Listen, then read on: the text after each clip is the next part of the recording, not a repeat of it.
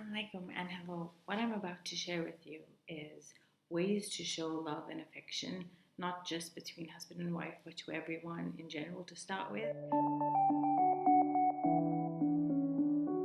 We're at a time right now when it is very difficult to show physical affection without raising some suspicion or being given the side eye and, looked upon very strangely. And I find this extremely, extremely disheartening because I am a natural hugger. I love hugging, I love embracing people. So for me, it's very hard to reel all of that, expressiveness back in. If, for example, you are at home with someone who has COVID, you're going to have to stay away from them unless you're ready to catch it yourself. You're going to have to stay 6 feet away from them. You're going to have to be drinking and eating from different utensils. You're going to have to be sleeping in different rooms. You're going to have to be feeding your husband essentially through a cat flap. Yeah, it's that bad. And there's nothing more distancing and emotionally severing than something like that, because love thrives with touch and physical intimacy, and that is something that is impossible right now for people who are suffering from COVID, unless, of course, they put themselves at risk of catching it. So there are other ways that you can show affection. So now is the time that we actually have to think about these things. And I have a few ways that can possibly help couples who don't really know right now what exactly to do. You might find some of these ways cringe, but that's your thing. So one of the ways is the art of the love letter. It's a long lost tradition. Henry VIII did it, Anne Boleyn. Okay, that's not a good example, but basically it's from age old, romantic novels and traditions of the medieval ages, and that have been passed down. It's timeless, in a way. And nowadays, of course, it's looked upon as cheesy, as corny, as even creepy and stalkerish. But actually, there is a very beautiful place and a very special place for love letters, and it is an art. I used to do it when I was in high school as an art project. I used to write poetry, even for some of my friends, because they couldn't express themselves the way I could, because I'm a hopeless romantic. It was something I found very entertaining and very enjoyable to do.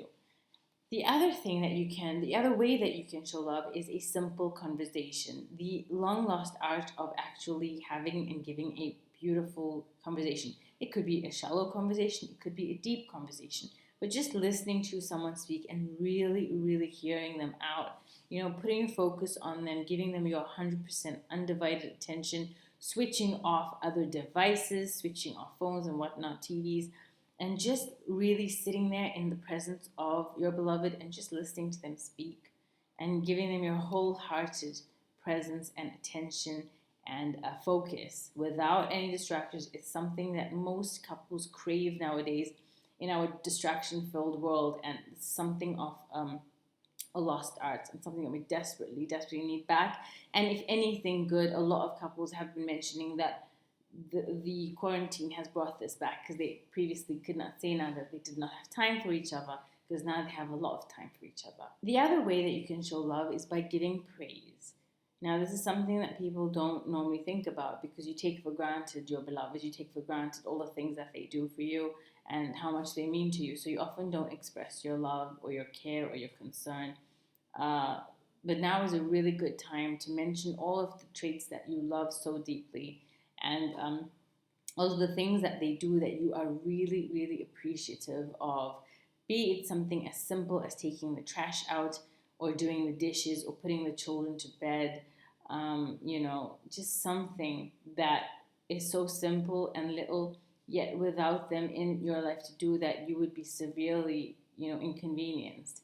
And the fact that they're doing it out of love for you and the family, it means a lot, so you should let them know that. If you have a garden, there are ways to show affection, and that is a simple thing as picking up flowers from the garden, making your own natural bouquet. The other way that you can show affection is by making a treat, sandwiches, making a meal, making them a cup of tea, giving them a biscuit, something really simple. You guys, you don't understand how simple these things are, yet they're so meaningful.